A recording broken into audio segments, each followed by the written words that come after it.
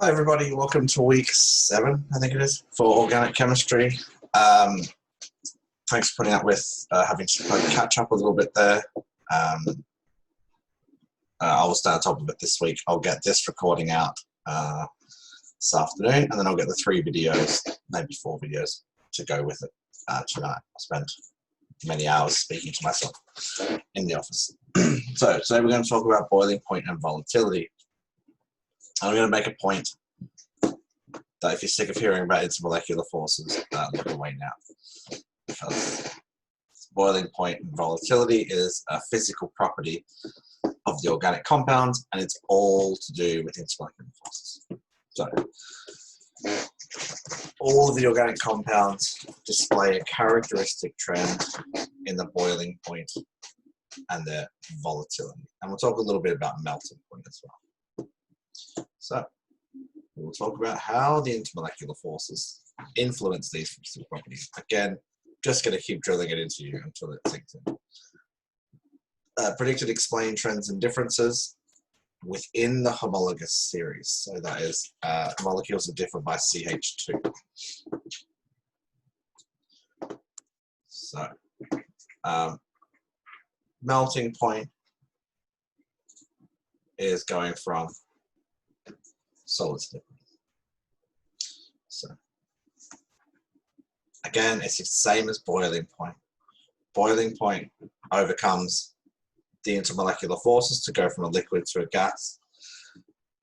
Melting point overcomes the intermolecular forces holding the solid together to go to a liquid. If you hear any strange noises, that is a 2-year-old in the room at this point. So, intermolecular forces. I'll keep talking about this until the day that I die. So, we have dispersion forces, which are the weakest. These are also called Van der Waals, and London forces. But Queensland curriculum, we call them dispersion forces.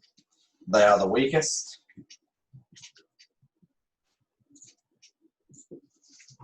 Of the 3 intermolecular forces.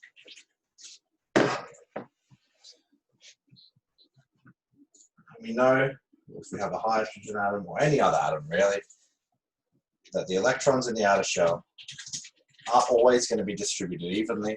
So you're going to have a positive and a negative side based on where the electron is. Get another hydrogen here, where the electron is on this side, and they begin to line up based on their charge. But we know that eventually the electron will come back around in the orbit. I'll stop sharing there. So you can see it. That eventually this electron here will come around and switch the dipole. So this then becomes negatively charged, this becomes positively charged. This bond is broken. Ways to describe dispersion forces: fleeting, then they don't last very long, and the interaction is quite weak. The bond is easily broken. The boiling point and melting point of organic compounds with only dispersion forces is going to be low.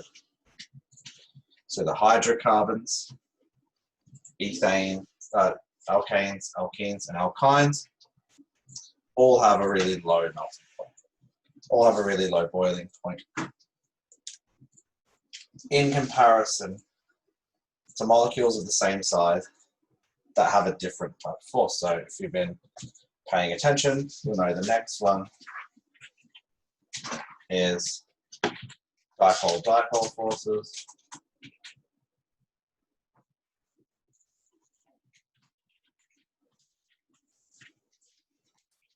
So these are second strongest or the second weakest, depending on which way you want to look at it. If you're a glass half full kind of person, I'm glass half empty, so it's the second weakest. Well, right, second strongest. And the same principle applies when we have a covalent bond. Remember back to year 10 and year 11 chemistry. We will have a covalent bond, and it can either be polar or non-polar. So if we have two atoms, say carbon and hydrogen, or carbon and oxygen, sorry.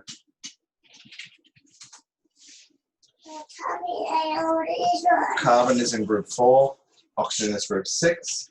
And the electronegativity, which means that oxygen, when it bonds, will hog 2 extra electrons from carbon. So this side is negatively charged, this side is positively charged. Same thing happens, other molecules line up and you get electrostatic bonds. Hydrocarbons are non-polar, so they have weak intermolecular bonds. So hydrogen, there's no significant difference in the electronegativity between hydrogen and carbon. But there is between carbon and oxygen. So have a think. Which of our 12 organic compounds, the functional groups of organic compounds, contains a carbon to oxygen double bond? So, hydrocarbons, polar covalent bonds produce dipole-dipole forces. So, the next, carbon and oxygen, lines up here. We know if there is a significant difference in the electronegativity, then the electrons will be disproportionately distributed towards oxygen. So oxygen, that end becomes negatively charged, carbon becomes positively charged. Now this doesn't stay like that. It is what you would still describe as a fleeting interaction. Eventually, the oxygen gives them back. It's not a permanent dipole. It is fleeting, and it's the second strongest or the second weakest, whatever you want to go with. So the third one, hopefully fresh in your minds after last week, is hydrogen bonds.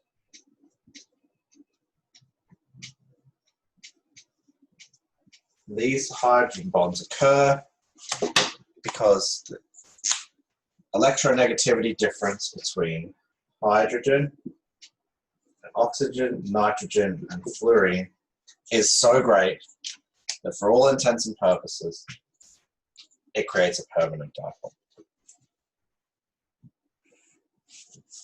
So, we have, I like to stick with oxygen and hydrogen. So we have H2O,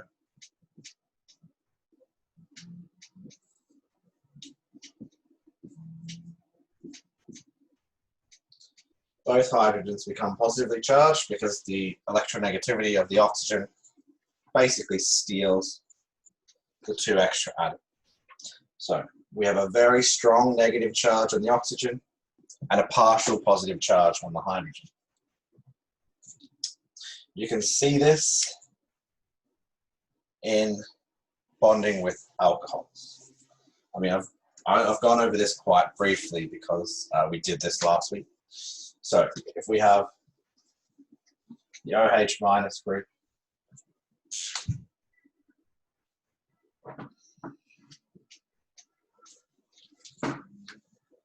of the alcohols, we get hydrogen bonding between the positively charged hydrogen and the negatively charged oxygen. Again, we went through this last week, so I'm not going to go over it today. Otherwise we'll be here forever. They are the strongest. They are 1/10 the strength of a covalent bond. So they're not that strong, but they are stronger than the others. Without this hydrogen bonding, many of the properties of a lot of organic materials wouldn't be the same. Again, if you skipped ahead and watched this, you need to go back and listen to me go on about hydrogen bonds for an hour.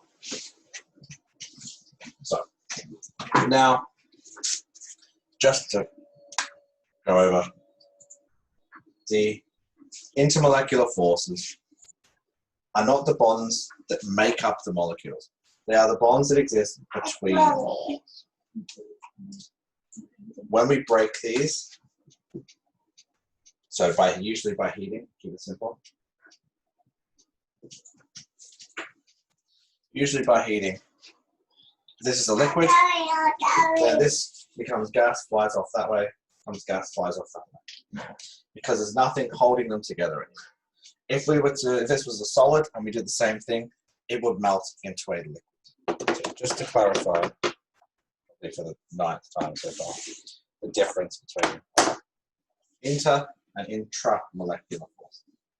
So if you've got the slides to go with us, so I've just gone through dispersion forces with you, dipole-dipole forces, and hydrogen bonds. So here's a hint. You see an organic compound with hydrogen bound to either oxygen, nitrogen, and fluorine, then it's going to have hydrogen bonding.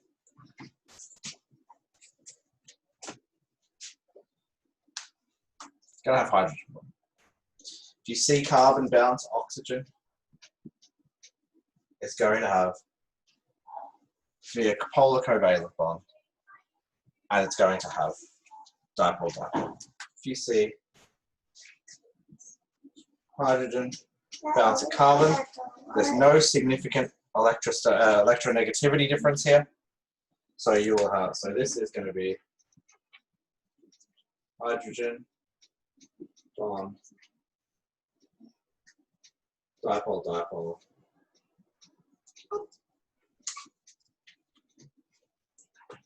or non-polar, so dispersion force.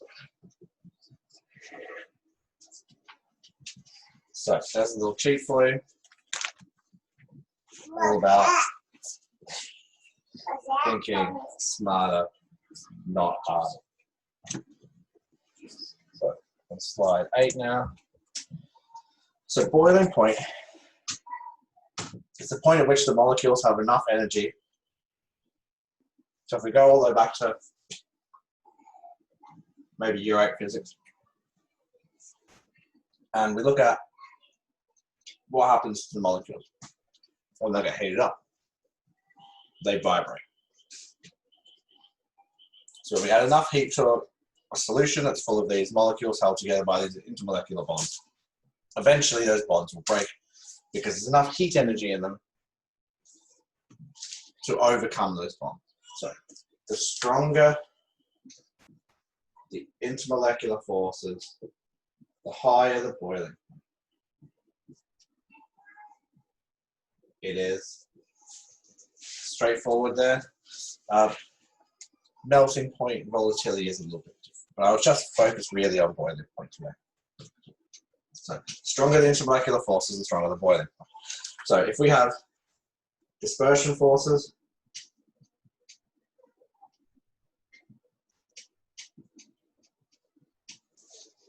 it's going to be really low. So let's look at ethane. Well, let's look at ethane. So minus 89 degrees Celsius. It's a hydrocarbon, so it only has dispersion. We then have ethanol.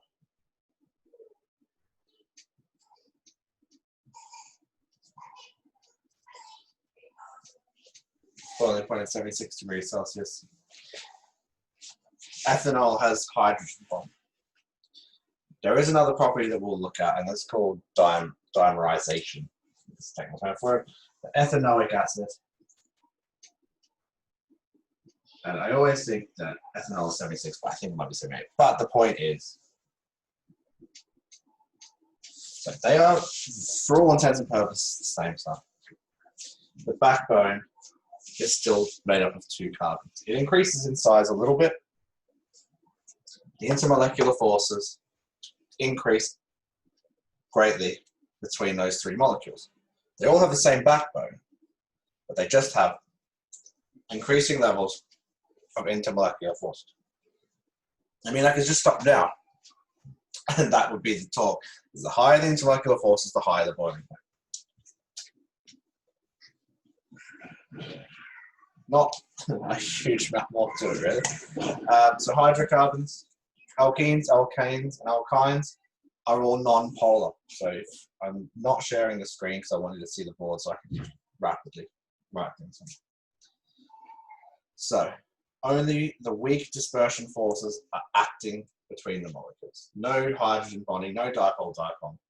The hydrocarbons have a really low boiling point. Methane is something like minus 189 degrees. So if we have a homologous series, so only thing that differs is the chain length by C2H4. That's the only thing that changes. Sorry, CH2. Then the boiling point will increase. So, and this is because if you think about the dispersion forces of a molecule that's this big, it might have 3 contact points where these dispersion forces can happen. There's a molecule that's that big, might have 6. So the longer the molecule, the longer the backbone, the more spaces for these dispersion forces to happen, the higher the boiling point, generally speaking.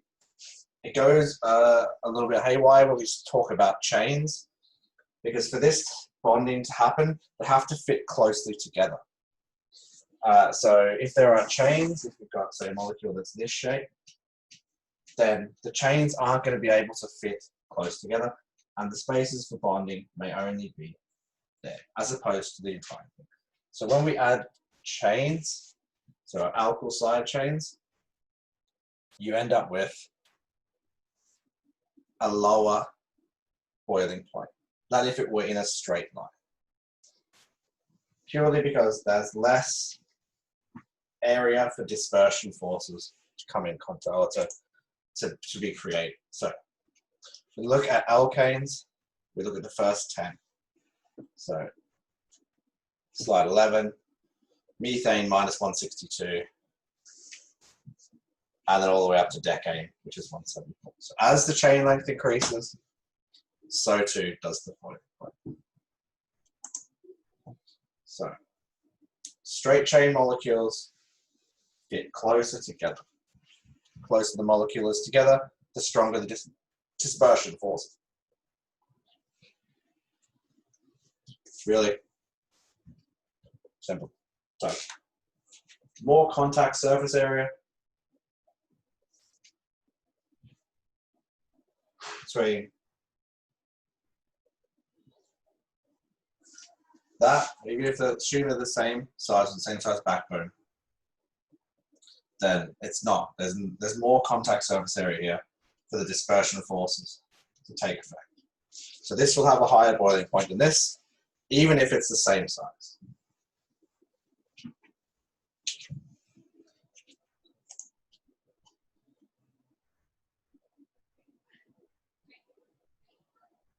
So you can see butane and methyl propane there.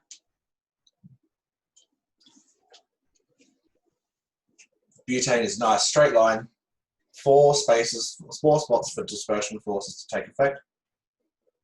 Then you have methyl propane on the other side.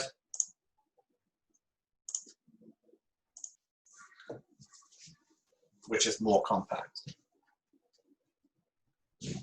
there's not as much space to get at all the potential binding sites. So aldehydes, ketones, and esters. So hydrocarbons all have dispersion forces and nothing else. Aldehydes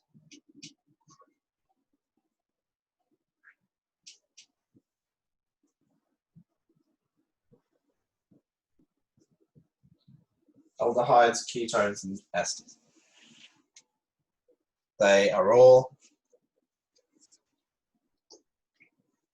really important organic, biological molecules, actually. They have the carbon to oxygen double bond. So you always see that. And it's only the group on the right-hand side of the molecule that changes. Aldehydes simple, all the way up to esters, which are the biggest. So if you see this, you will get oxygen will be negatively charged, carbon will be positively charged. So it's going to have dipole-dipole forces. I'm just going to write dipole for the sake of time. So dipole forces.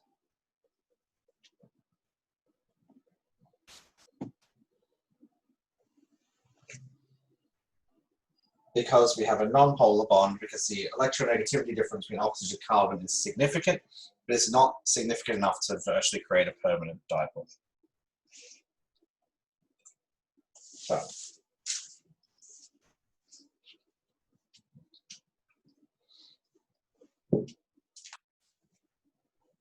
an aldehyde will have a hydrogen bound to that carbon.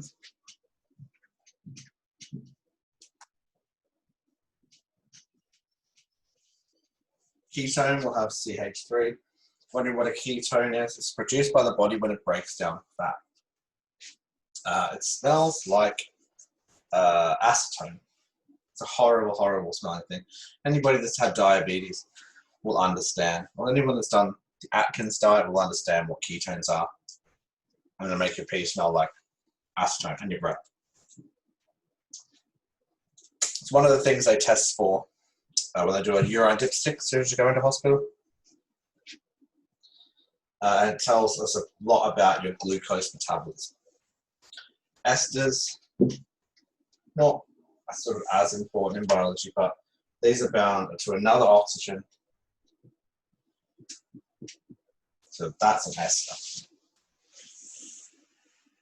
So, polar bond between oxygen and carbon. If you see this, you know it's one of these three. Oxygen is more electronegative than carbon, so it will hog the electrons, and it will create a dipole. Not a permanent dipole, but one that exists for long enough that the bonding is significantly stronger than the dispersion forces. So, we know that these are all polar molecules. I think this will make more sense when we look at solubility next week. So dipole forces, but they also experience dispersion forces. So they have both of these. They still have the dispersion forces between the carbon and hydrogen, just like a hydrocarbon does. But they also have the dipole forces, so the dipole forces. So, if you have a hydrocarbon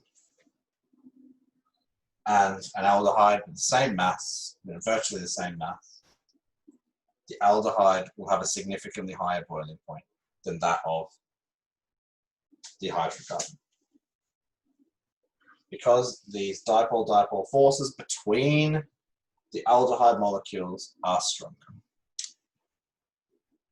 So we go up the chain a bit further.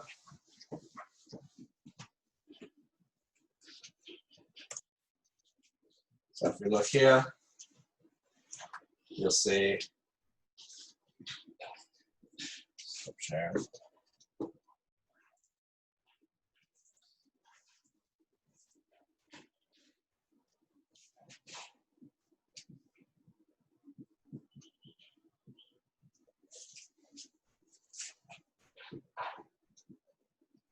So the oxygen is negatively charged, carbon is positively charged.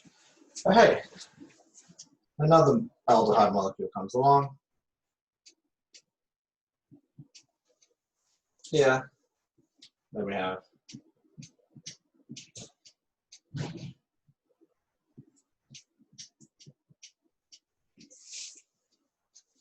we get this electrostatic bond between the oxygen and carbon. It's still fleeting, it's not permanent, but it is more permanent than dispersion forces. So, hopefully that clears it up for you. Carbon and oxygen, one's negatively charged, one's positively charged. I'm trying to keep it as simple as possible. Well, this is a very quick overview of these, but we've been through them a couple times now. So that is the reason why aldehydes, esters, and ketones have a higher boiling. Now we get to the fun stuff. So alcohols, amines, amides, and carboxylic acids. The carboxylic acids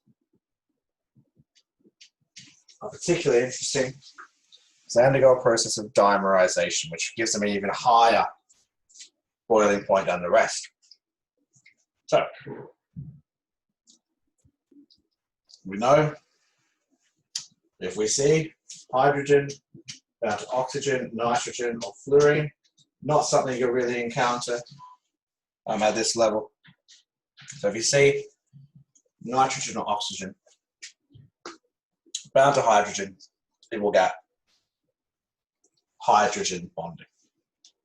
It's again, I harped on about it for half an hour last week, so I'll not go over too much about the basics of it. Oxygen has the high electronegativity. The electron sharing is uneven and sometimes referred to as a near permanent dipole. But obviously nothing is ever permanent in chemistry. Nothing is ever as it seems. So, when we get to here, so alcohols, ethane, boiling point of -96, ethanol, boiling point of 76, ethanoic acid, which has this, I'll go through this, but this ability to form dimers or undergo dimerization, boiling point of 118. So we've gone from a hydrocarbon with -96, something around there. The numbers, exact numbers are relatively irrelevant.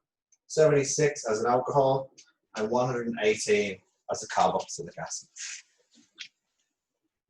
The molecular mass does differ a little bit, but if you look at it, and we went through this in the hydrogen bonding, it doesn't follow the curve for molecular mass. So we know that there is this really, really strong force at play here, and that is hydrogen bonding. So, again, keep following along the slides if you can. Slide 19. Ethanol.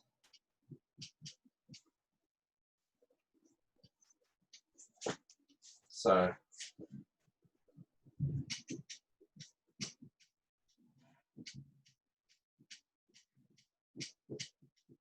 we know it's got 2 carbons because it's F, but obviously,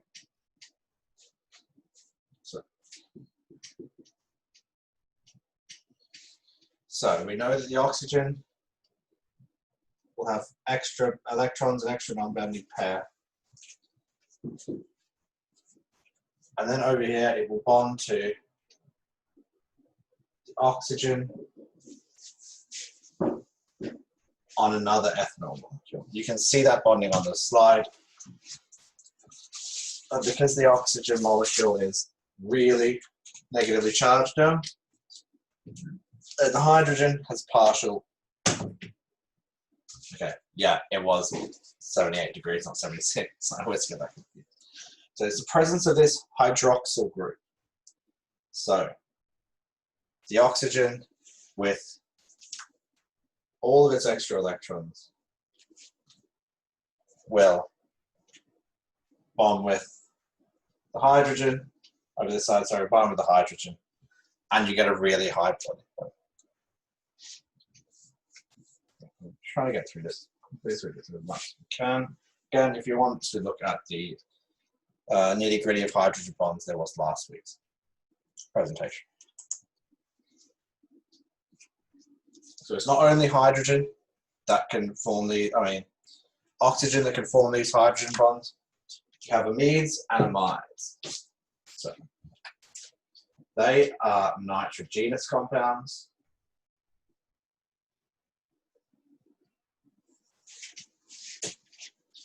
So we've got CH3, our amines and amides, a CH3 group. Nitrogen in the middle.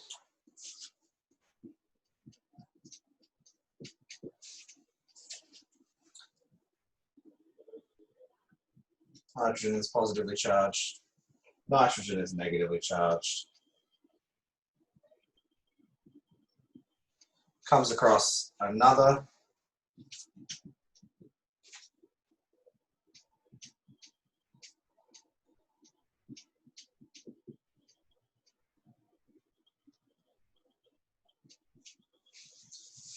And we end up with a hydrogen bond.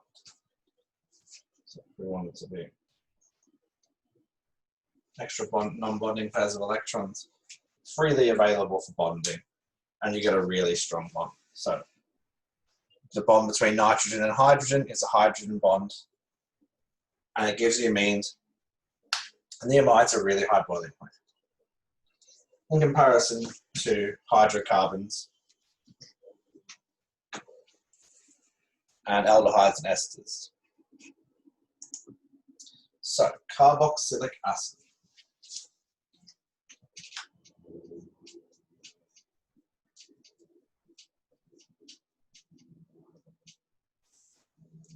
So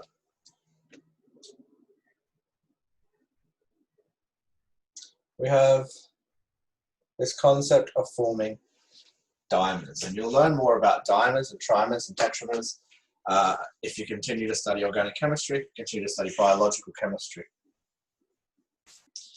A lot of proteins form dimers, trimers, and tetramers. What's the hemoglobin being made up of 4 subunits as an example. So this is what happens when there are 2 hydrogen bonds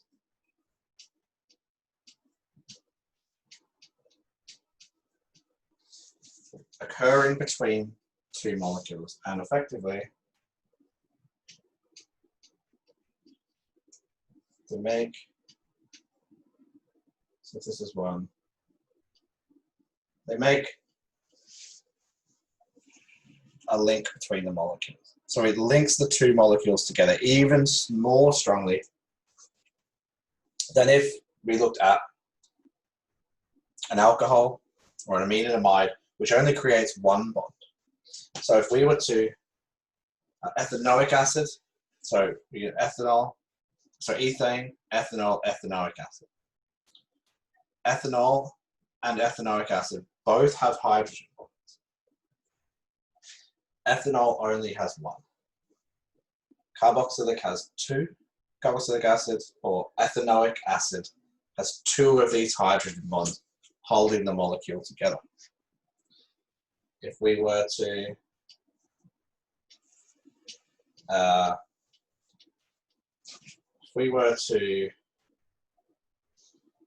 put vinegar in water to make poached eggs, and you leave that water going, eventually all the water boils away and you're left with a very, very painful burning in your eyes and your mouth from concentrated ethanoic acid. This boiling point is so high. So let's draw out ethanoic acid. Test my drawing skill. So if we see HC3, it just basically means, or CH3, depending on which side it's on. That's just what that means. So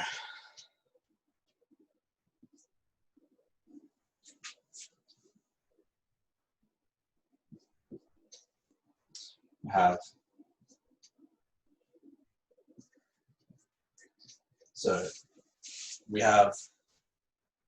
two sites for hydrogen bond. We have on the other side, if we were to draw, again, CH3 just means the same depending on which side. So, not left myself much room here. I'm sure you're used to my terrible drawing. So, you can see here, there's an oxygen bound to hydrogen, and there's another oxygen down here. So, I'm not going to try and explain anything like that, but you can see the shape of the molecule of the dimer. So, that is why ethanoic acid has a boiling point of 118 degrees.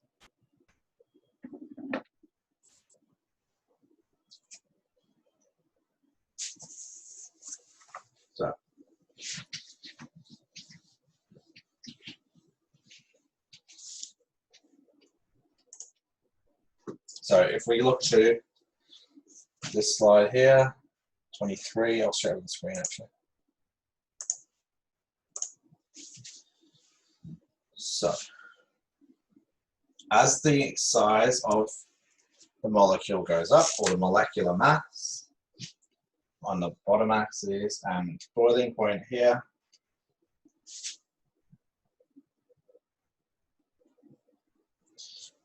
boiling point and molecular mass. As the molecular mass increases, so does the boiling point. But that's within a series. So this might be hydrocarbons. Then the next one might be amines. Then we've got alcohols. Then we've got carboxylic acids.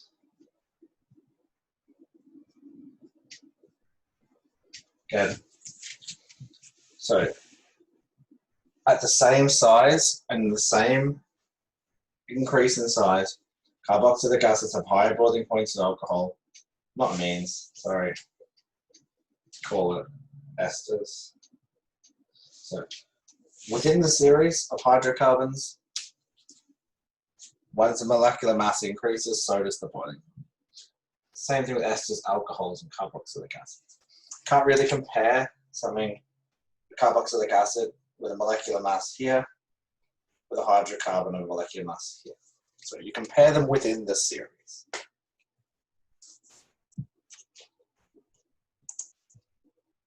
So, brief overview of volatility. This is basically when you can put something on a bench in room temperature and it volatilizes and disappears. So phenol, an organic compound, used to work with that in the lab. You weren't allowed to work with it outside of a fume hood, because if you left it on the bench and it evaporated and you breathed it in, you weren't going to have much fun. So if something is going to just evaporate into a gas from a liquid, what do you think it's going to have strong intermolecular forces or weak? Hopefully you can answer that question after 7 weeks of drilling this into you. So trends for volatility generally matched those for boiling. So influenced by the intermolecular bonds, the size of the molecule, and the number of chains. So exactly the same thing, just the inverse. Melting point, longer the chain, the higher the melting point. So you can see methane and decane, the difference there. As that chain length increases, so does the melting point. So, why does ethanoic acid have a higher boiling point than ethanol? That is the question for today. A decent in-depth answer for that, explaining the different kinds of intermolecular forces and the shapes. So, thank you for watching, and I'll get some videos out tonight. Thank you.